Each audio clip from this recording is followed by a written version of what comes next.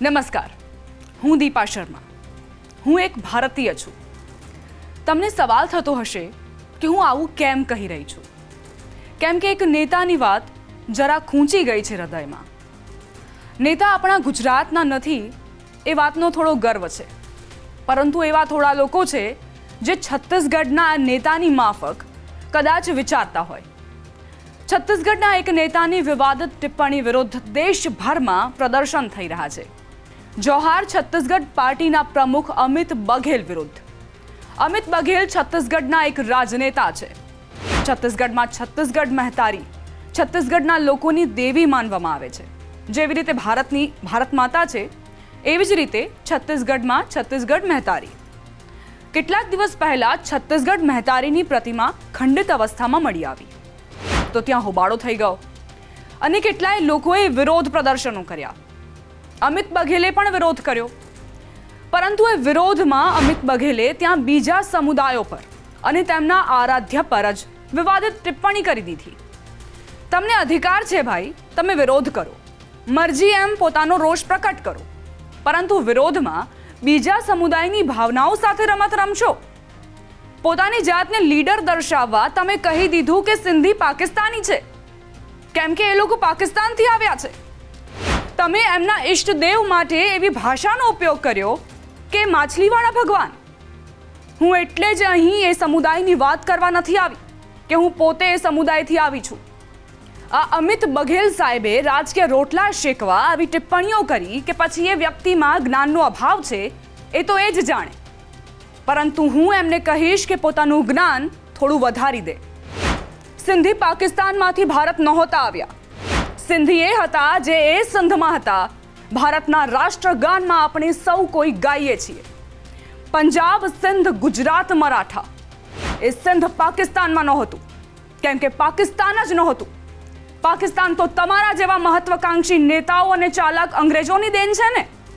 જો કે એમાં મારે પડવું નથી, કેમ કે અલગ વિષય છે, પરંતુ અમે તો ભારતમાં જ હતા અને ભારતમાં જ રહ્યા.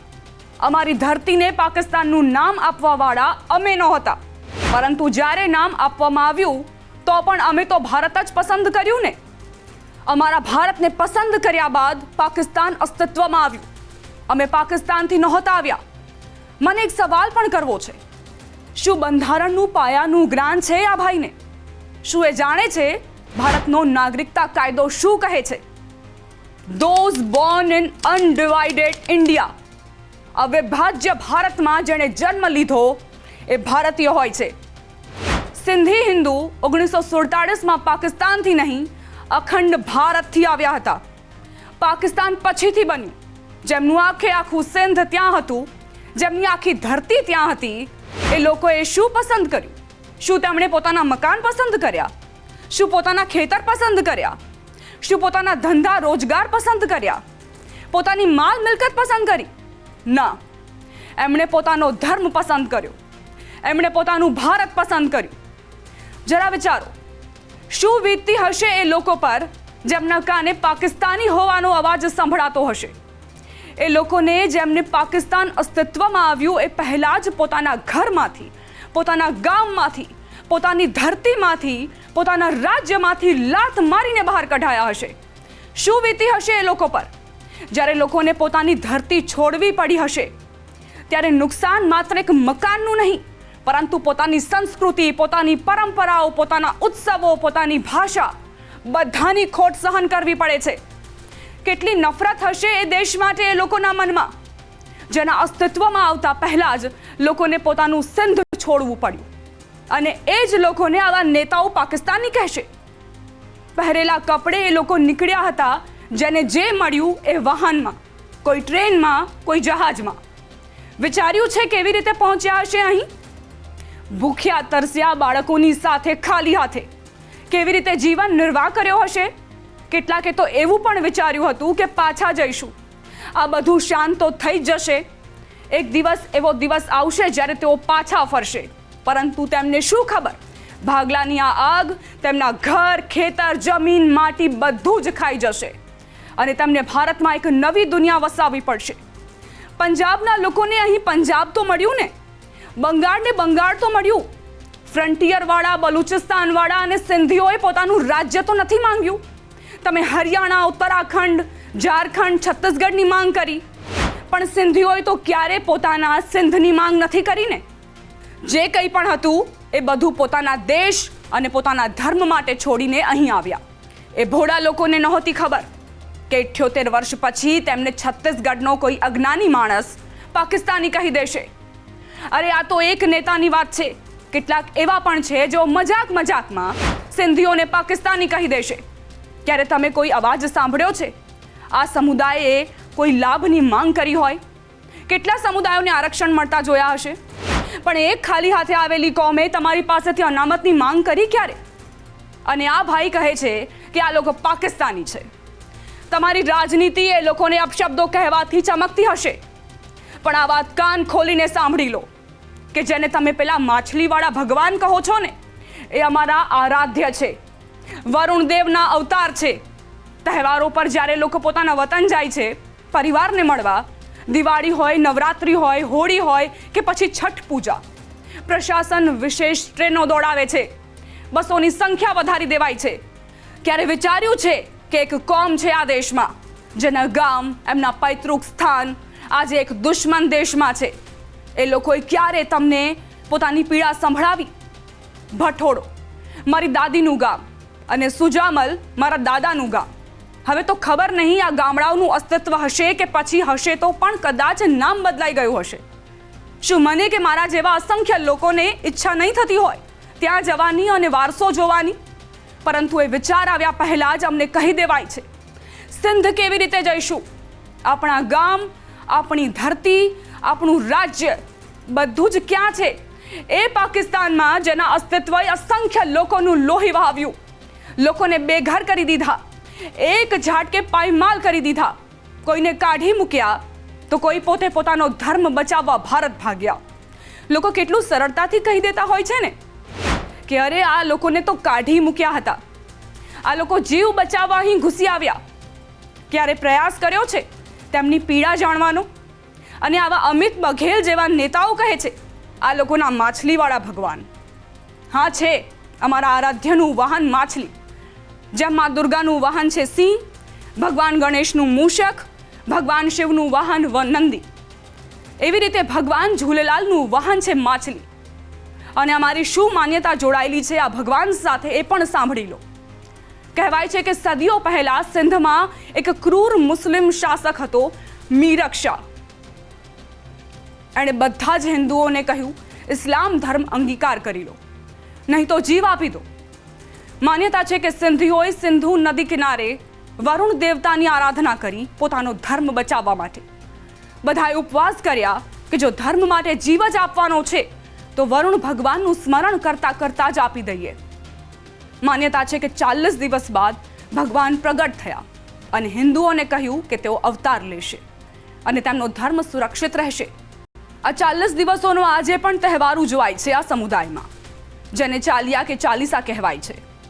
કહેવાય છે કે ઓડેરો લાલના રૂપમાં વરુણ દેવતા અવતરિત થયા સિંધમાં, અને જે બાળક થયું એનું ઘોડિયું પોતે જ દૈવીય શક્તિથી ઝૂલતું હતું એવી માન્યતા છે. એટલે જ તેઓ ઝૂલેલાલ કહેવાયા. અને ન માત્ર મીરક શાહના અત્યાચારોને બંધ કરાવ્યા, પરંતુ મીરક શાહ પોતે જ એમનો ભક્ત બની ગયો અને બધા હિન્દુઓને પોતાના ધર્મનું પાલન કરવાનો અવસર મળ્યો. હા, માછલી એમનું વાહન છે. જાણો છો એ કઈ માછલી છે? એ છે પલ્લા માછલી. સિંધુ નદીમાં હોય છે એ માછલી જે સમુદ્રથી નદીમાં જાય છે.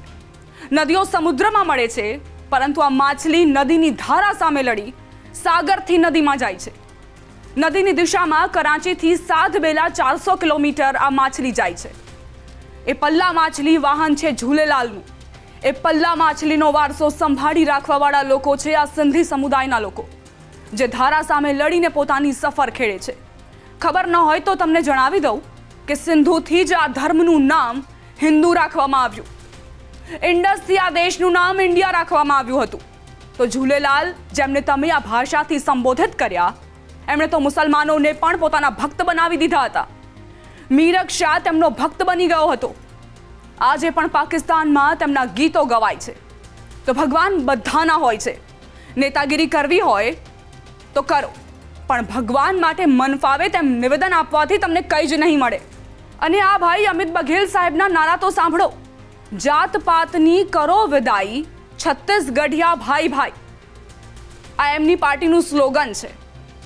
અને આ ભાઈ જે સમુદાયને અપશબ્દો બોલી રહ્યા છે તેના વિશે એમને જણાવવાનું છે કે એ પહેલો સમુદાય છે જેણે જાત પાતને ક્યારની વિદાય આપી દીધી છે. કોઈ સિંધીના નામથી જાતિની ખબર પડે છે તમને? ખબર પડે છે કે કોણ બ્રાહ્મણ છે, કોણ ક્ષત્રિય, કોણ વૈશ્ય કે કોણ ક્ષુદ્ર? ખબર છે કે કેમ મોટા ભાગના સિંધીઓની આડવાણી, ભાવનાણી, મૂલચંદાણી, અજવાણી આવી અટક હોય છે? કેમ કે આ સમુદાય પોતાની જાતિ પોતાની અટકમાં નથી રાખતા, પોતાના પૂર્વજોના નામથી પોતાને ઓળખાવે છે. જાતિની તો આ સમુદાયને ખબર પણ નથી. એ વસ્તુ શું હોય છે એ પણ નથી જાણતા. કેટલાક એવા પણ સિંધી હોય છે કદાચ તેમની અટકમાં તમને આણી આણી જેવી સરનેમ ન પણ સાંભળવા મળે, જેમ કે ચાવલા, આહુજા, શર્મા. કેટલાક લોકો મને પણ સવાલ કરે છે, તું સિંધી કેવી રીતે હોઈ શકે? તું તો શર્મા છે. આ સરનેમ તો રાજસ્થાન, યુપી, પંજાબમાં સંભળાય છે. તમારી અટકમાં કેમ આણી આણી જેવો કોઈ શબ્દ નથી? તમે શર્મા કેવી રીતે હોઈ શકો? તો તેનો પણ ઇતિહાસ તમને જણાવી દઉં. કેવું કહેવાય છે કે સિંધના અંતિમ હિન્દુ રાજા દાહિરે વર્ણ વ્યવસ્થા ખતમ કરી દીધી હતી. રાજા દાહિર બ્રાહ્મણ વંશના છેલ્લા રાજા હતા. તેમણે આરબ આક્રમણના આવનારા જોખમ સામે સિંધની વિવિધ વસ્તી, જેમાં હિન્દુઓ અને બૌદ્ધો સમાવિષ્ટ હતા, તેમને એકજૂટ કરવા માટે જાતિ વ્યવસ્થા નાબૂદ કરી દીધી હતી. એવું પણ કહેવાય છે કે પ્રારંભિક યુદ્ધોમાં ઘણા બ્રાહ્મણો માર્યા ગયા. બ્રાહ્મણોની ખૂબ ખોટ પડી ગઈ. આ સમસ્યા ઉકેલવા રાજા દાહિરે જાતિ વ્યવસ્થા દૂર કરી અને અન્ય પ્રદેશોમાંથી બ્રાહ્મણોને બોલાવીને ધાર્મિક વિધિ કર્મો કરાવ્યા. અને એટલે જ કદાચ બ્રાહ્મણોએ પોતાની અટક ન બદલી. કેટલાક જન્મે સિંધી હતા, કેટલાકે કર્મથી સિંધિત્વ અપનાવ્યું. આજે અમને બોલી અને લિપિ બંને હોવા છતાં માત્ર બોલી જ આવડે છે. કેમ? કેમ કે અમારું રાજ્ય પાકિસ્તાન પાસે છે. અમે અથવા આવનારી પેઢી કદાચ જીવનમાં ક્યારેય લિપિ વિશે જ્ઞાન નહીં મેળવી શકીએ. પરંતુ તેમ છતાં મને વિશ્વાસ છે કે જ્યાં અમિત બઘેલ જેવા ગણ્યા ગાંઠ્યા લોકો છે, ત્યાં અહીં આપણા દેશમાં એવા લોકો પણ છે જે એક સિંધીને સિંધી હોવા પર ગર્વ અનુભવ કરાવશે. ગુજરાતના, ભારતના કોઈ ખૂણામાં સિંધ, સિંધી અને સિંધિયત હંમેશા જીવતી રહેશે. હું દીપા શર્મા, સિંધી હિન્દુ ફ્રોમ ગુજરાત, ઇન્ડિયા. આખા ગુજરાતને આભાર કહેવા માંગુ છું અમને સહર્ષ સ્વીકારવા માટે. Thank you Gujarat.